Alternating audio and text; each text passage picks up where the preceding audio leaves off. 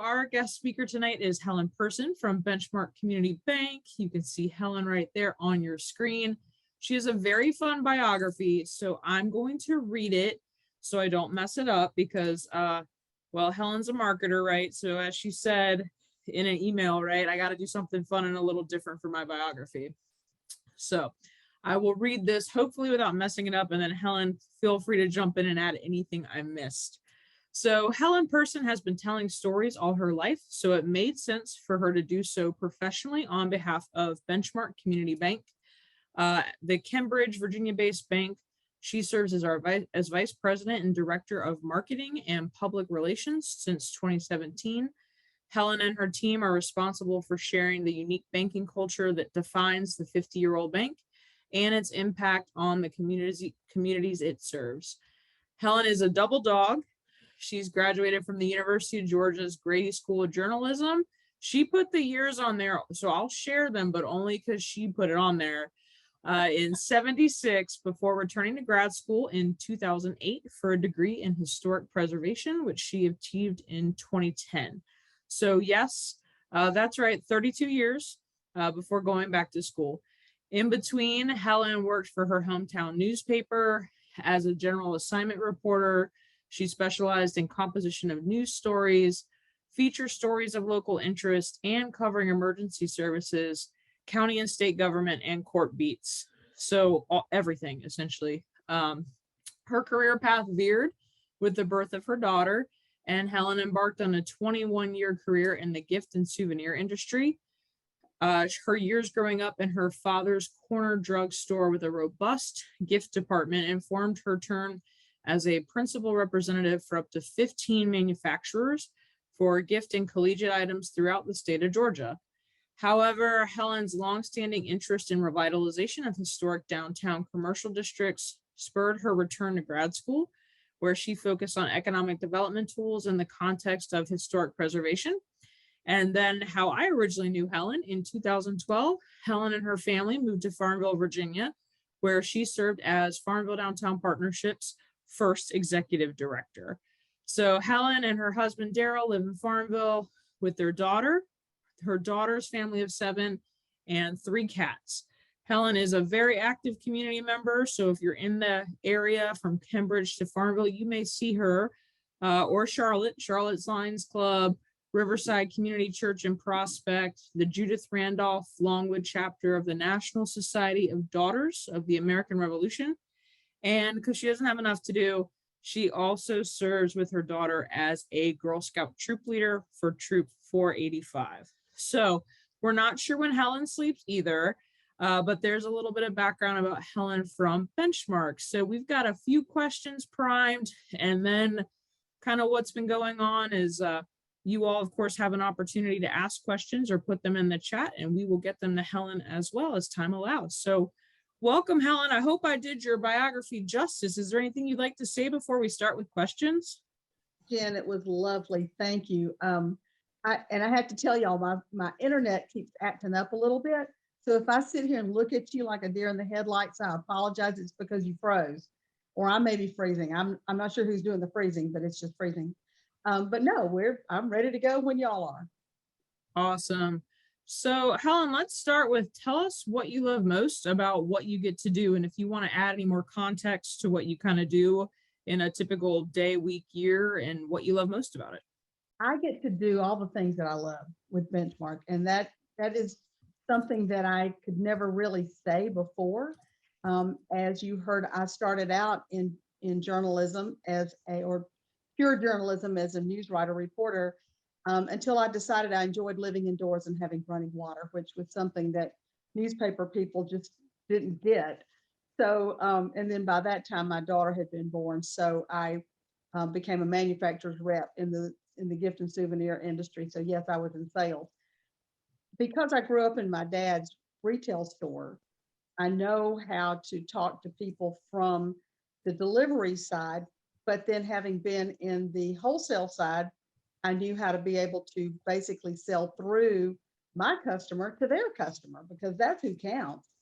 So when I came to Benchmark, it helped me a great deal to have that background in both retail and in, well, not, of course, the journalism piece, but in retail as well as in the wholesale side. So I can look at products and services and what we're doing for a customer, as a customer, because I was a Benchmark customer before I came to work for them. Does that help any at all? That's great. Thank you, Helen. All right, so now tell us, how do you get the word out about Benchmark? Some of us that might be a little more familiar know that Benchmark is fairly community oriented, but what does that mean and how do you spread the word about Benchmark Community Bank? Well, as a community bank, you know, we are charged with being involved in our communities, and that's something we wanted to do. Benchmark was founded 50 years ago this past September, as an alternative to some of the banks that were in the Lunenburg County area, because it was a heavily architectural, agricultural, sorry, I got my A words mixed up, agricultural area. And you had people who were dependent on the weather. The banks were not necessarily going along with that.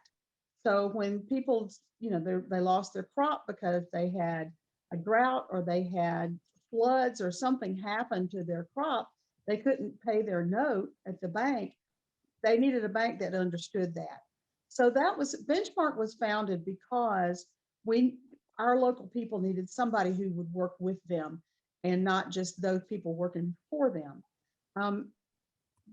We get to present in the PR department or PR and marketing department. There's a difference, y'all, between marketing and advertising and PR. You know, with marketing is, in a lot of cases, it's data driven and it supports or discourages a business plan. So you may be looking at a survey that someone has done and it shows that this many people do this or that. They're looking at the demographics.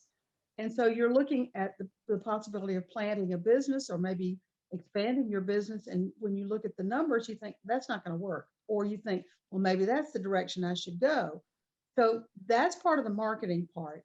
The advertising is the shingle, is what I put it as the shingle. That's the ads that you put out, or flyers, or Facebook, or your website, whatever. You're advertising. You're telling other people that you're open and what you're selling, whether it's a service or a product. That's what you're selling. Now, marketing in its purest sense would also be that involves putting your business name out there. So for Benchmark, when somebody sees the name on a sign, they see the name on the building, or they see a piece of paper that has our name on it, most people consider that part of the marketing. And that is something that we drive. But what's really at the heart of your business is your service, because sometimes that's the only thing that distinguishes you from somebody else. And that's really what you've got to look at and what I want to talk to y'all about tonight. Do you want to expand upon that a little bit, Helen, about the heart of your business being your service? Is there anything in particular that you've noticed over your years that has just really been key, or something that you always remember when you think about service? Right. I mean, people doing business with you is not just about the transaction. That's just a part of it. If you've got a great business, you can have a business that has fabulous products, and somebody comes in, and that's really your advertising, the shingle that you put out. That's your invitation.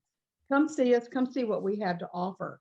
But it's going to be in how someone is treated, how you make them feel, whether they realize they're getting authentic customer service, that you sincerely care about the experience they have in your store, on your website, with whatever it is, however it is that they interact with you, that you sincerely care about them and you want their business in the future as well, because it's about more than just that one transaction.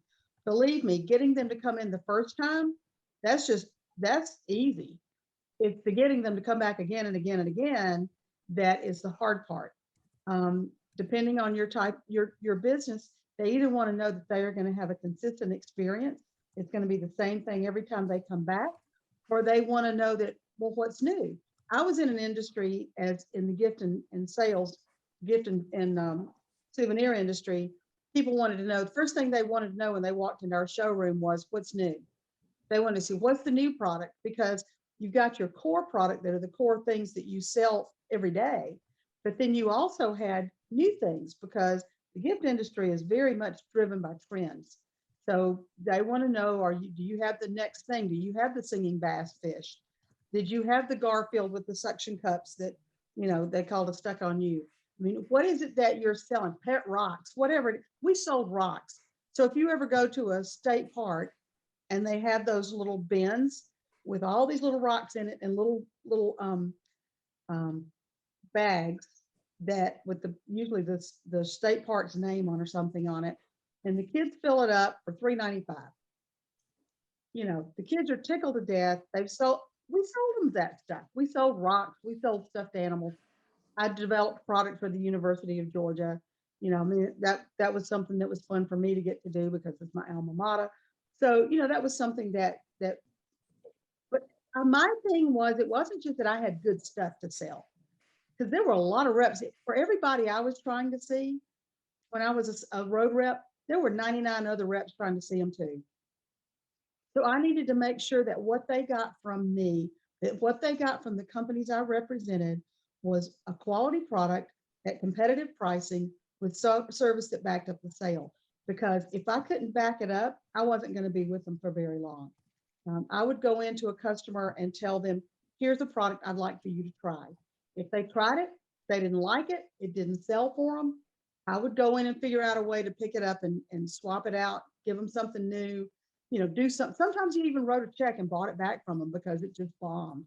And that would happen sometimes. Not every rep would do that. Typically, a lot of people that were in that industry would just walk in, they'd say, oops, I'm so sorry that didn't sell. And they just walked out and never came back. You want to make sure that when somebody does business with you, however they do business with you, that they realize that they have just entered into a culture of caring. Not that you're going to go over and cut their grass and keep their kids for them, but that you're going to take care of their needs while they're in your store, or while they're doing business with you, or they're receiving service from you, that you really sincerely care about them coming back again. So that's the part that's the tricky part, because there are a lot of folks out there selling junk, and there are a lot of folks out there selling services. You've got to make sure that you are listening to them. You and the people who work with you on your team have got to have their fingers on the pulse of that customer every time they walk in the door, every time you have an interaction with them, so that you're listening to what is their heartbeat, what is it that they want, what is it that I need to do for them. Now, the caveat to that, ladies, is that you can't be all things to all people. You can't do everything that they're going to want.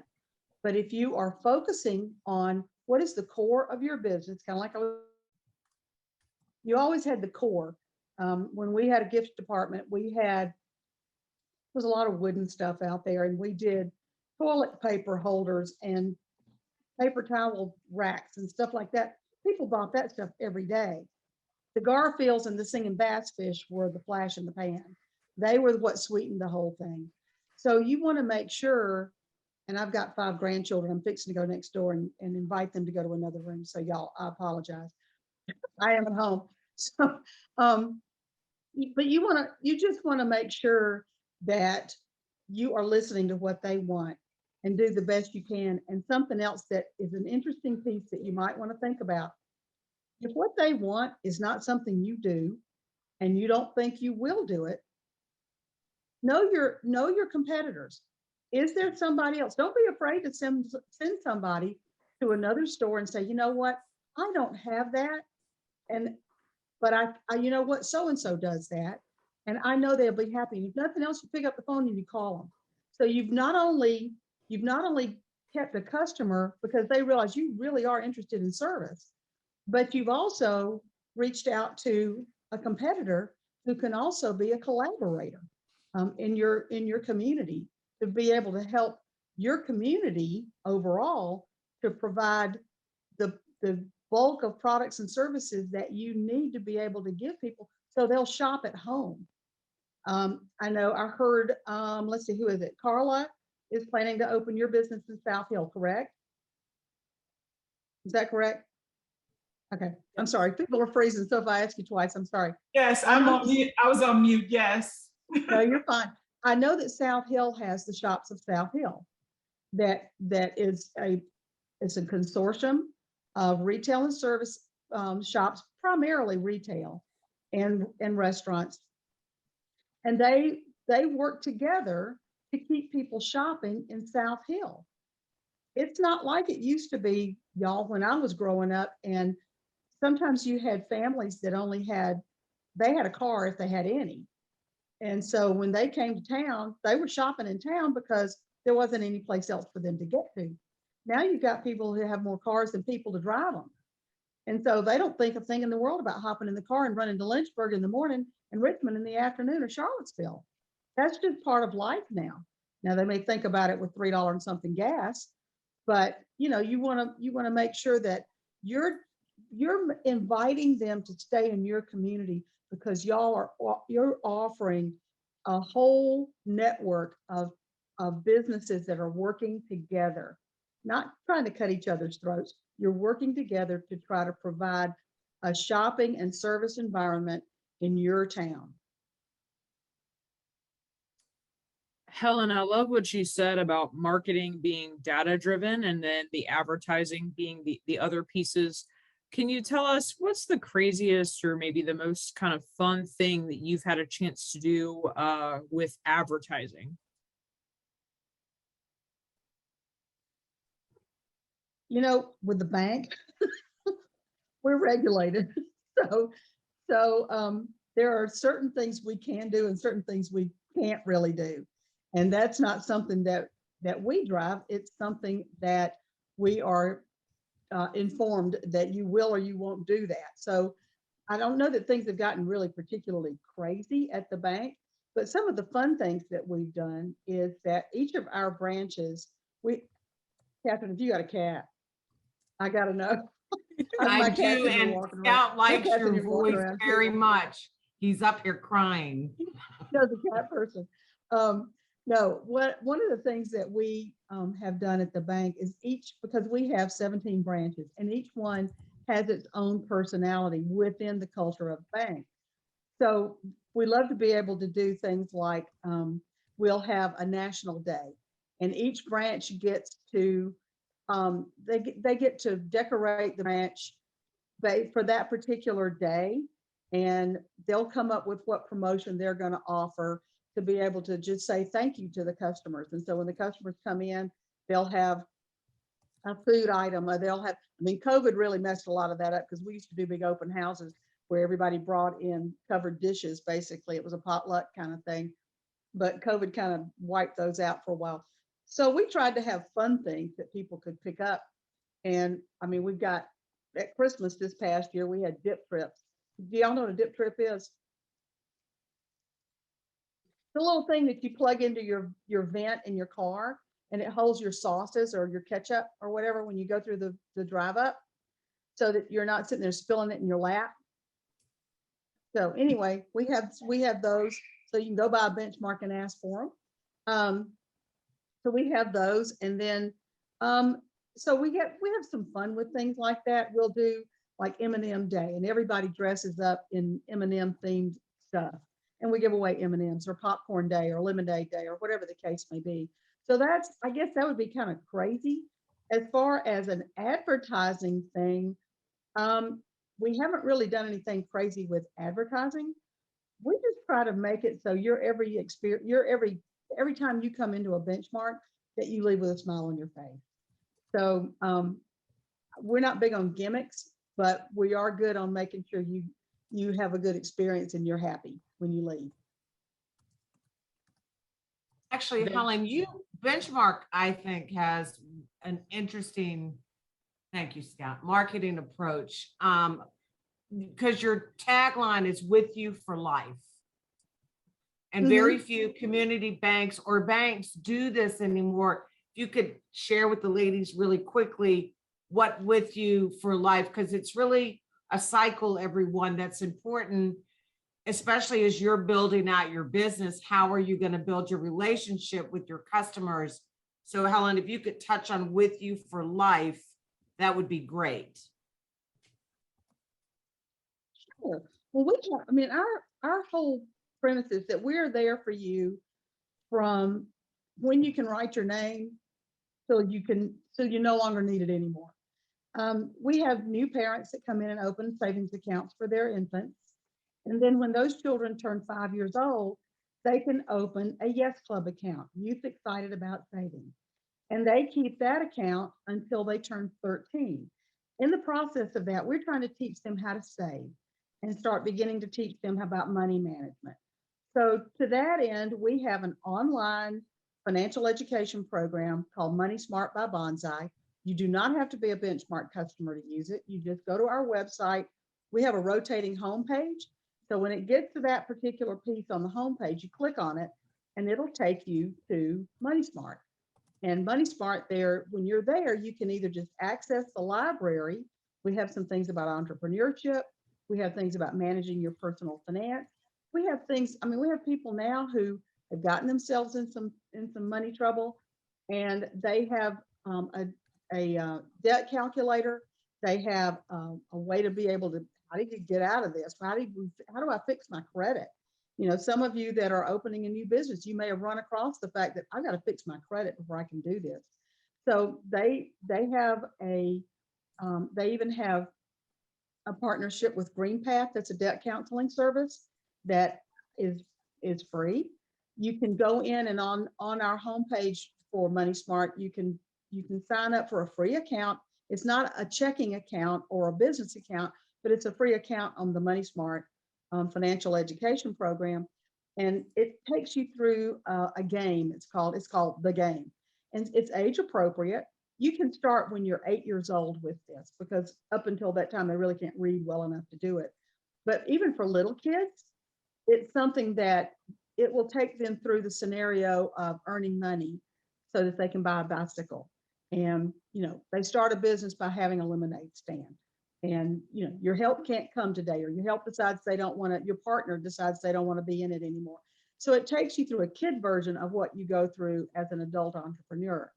And then as far as the adult programs, they'll have things about planning for retirement, buying a house. Are you ready to buy a house? All kinds of things.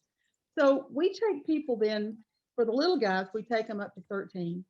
At 13, they transition to a Smart Start account. And Smart Start is where they're continuing to learn about saving and money management, but they also are eligible to get a debit card so that they are learning about how to manage the money that they've been saving. And we have that account that goes through high school until they're 18. And at 18, they transition to a bridge account.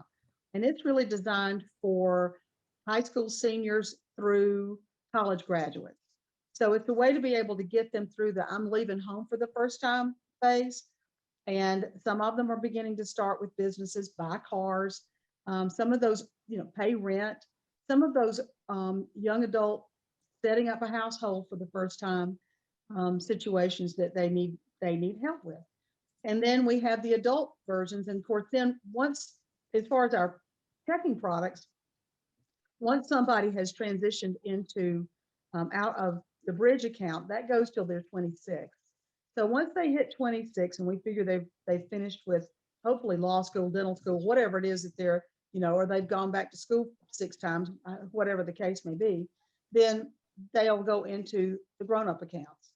And that doesn't mean that if they're a young adult that they can't open a Success account or a BCB free account. That doesn't mean that at all. It's just that we offer these for young people who are in school to try to help them to get on a solid footing as an adult, so that they feel more confident to be able to better handle their finances. We have business accounts. We do personal and business lending, mortgage lending. We do we have a full service there, but it takes you then through your adult years. And when you get into say midlife and senior years, sometimes your needs change. And so we have accounts that change with you. And if you decide that I don't need the Success account anymore, what I need is just I just need something for people who are 55 years and older. And we have a lot of people who are that age that that have success accounts. Our success account is a checking account that pays you interest. Of course, right now interest is not a lot there, but you get paid something for having your, for keeping money in your account. So, we're with you until you draw your last breath, really is what that is. So that we are there to help you build a secure financial future, and to be able to help you on your financial journey. Our whole thing is to build a relationship of trust with people. We don't do sales. I have vendors that call me all the time and says, "Oh, we can help you with your sales." I said, "Well, we don't do sales." And they're going, "What?" We don't do sales. We build relationships. The people that do business with us are people that we know from the grocery store, your neighborhood, somebody you go to church with, somebody you see at the ball field, somebody you work with. So these are all people that you know as people. So our whole thing is we want to get to know them as people so that we know their needs. We know what they're going through in life. We're not digging into their personal business. So when they come in and they say, "You know what I'm going through here, you know what's going on there," we can sit down with them and not try to sell them something, but we can sit with them, hear what it is that they need, and be able to say, "Well, here's something we can do to help you." And that's our whole premise, is to be able to help people.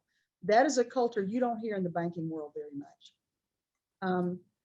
So a lot of customers that come to see Benchmark have been sent by somebody else. And so that is going to be one of your best referrals. To get a referral from somebody else, excuse me, is going to be one of the best things that can happen for you.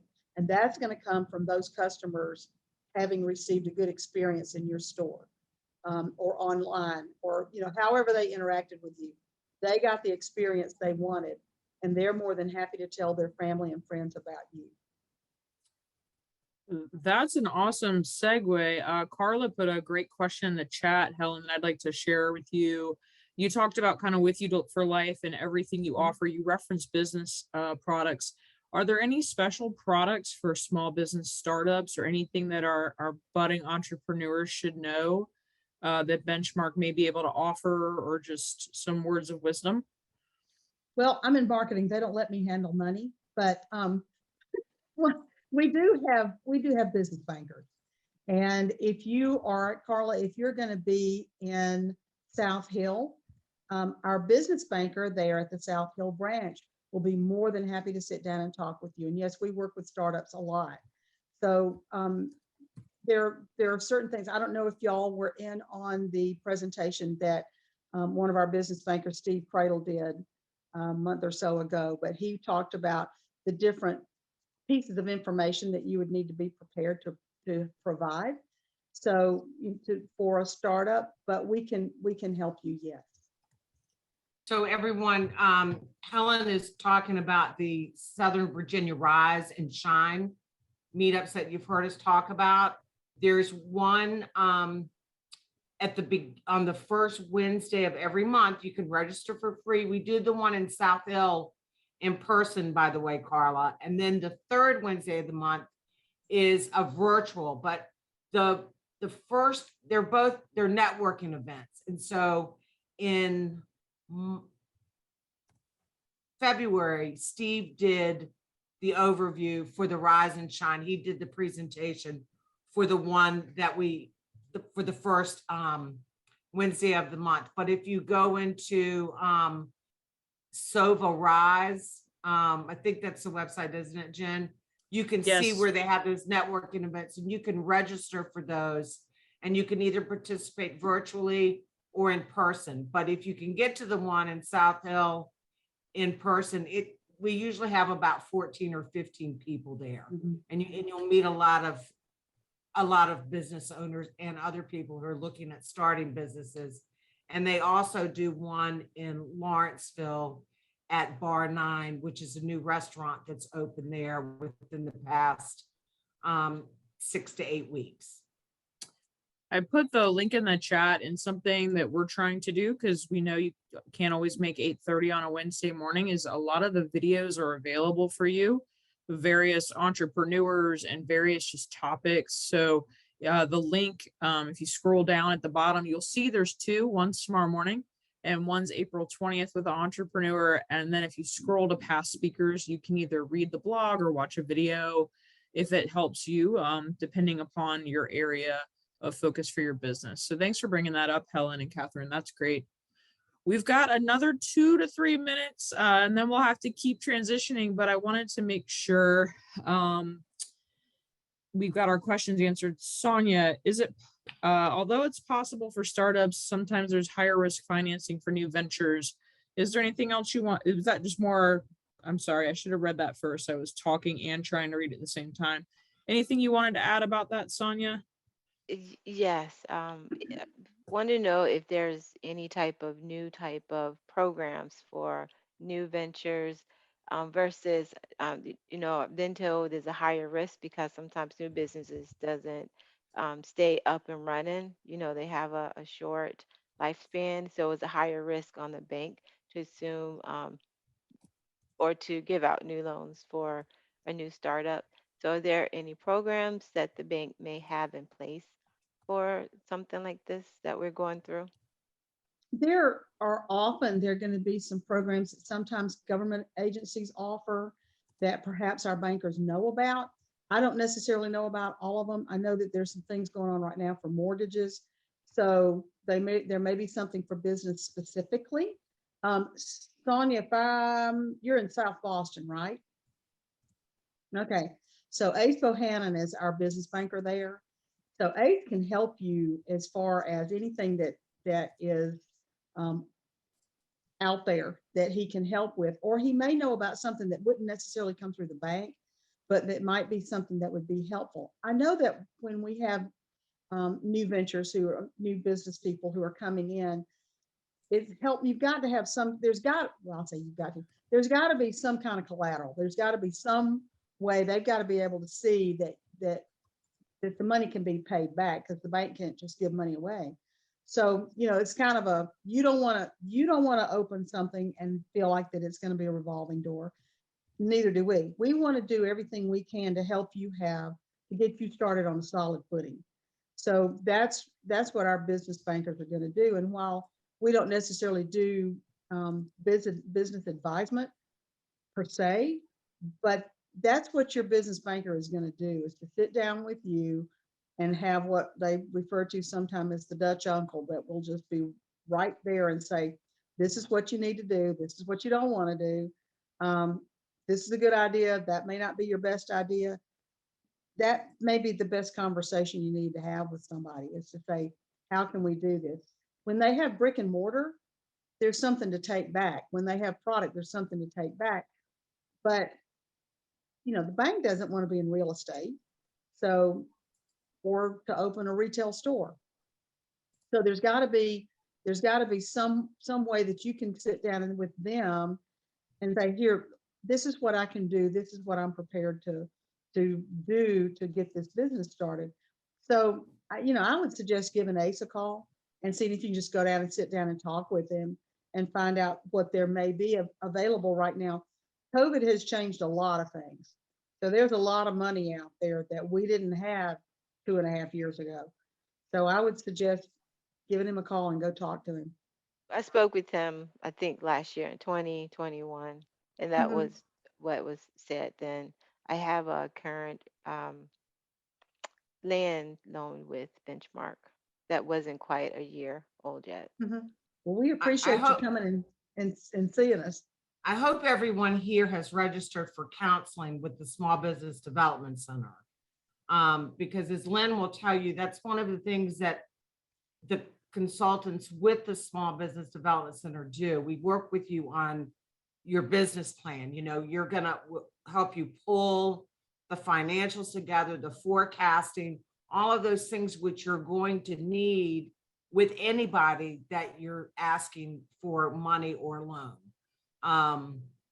As Helen said, banks don't want to be risk adverse, but they have to remember what their focus is. And there is, in the startup, any startup, there's risk. And the cleaner you can make your plan and the easier it is for a lender to understand, or someone who's involved with grants or foundations, the better off it's going to be. And it'll hold you in good stead. Co-Starters is going to get you through all of that to write your business plan, to write the best possible one that you can. But there are challenges, and that's, you know, I think Lynn will nod and say, we try to talk you through those moments. Because as Helen kind of said, you're going to be marketing yourself. And the best message that you can send out to a banker or someone who is in a position, in an administrative position with, let's say, the Small Business Administration, that's going to hold you in good stead to get where you need to go. Excellent. Well, thank you to for everybody for your questions, and a big thank you to Helen for sharing with us, especially kind of that marketing is the data driven, and then there's the advertising. That was kind of my takeaway about not using those words interchangeably ever again. So thank you to Helen for joining us, and appreciate your insights. We will take a 5-minute stretch break, and we will come back on at like 6:59, 7 o'clock to start section 2. All right, we'll see everybody in just a few minutes. And Helen, thank you again for joining us. Thank you. It was my pleasure.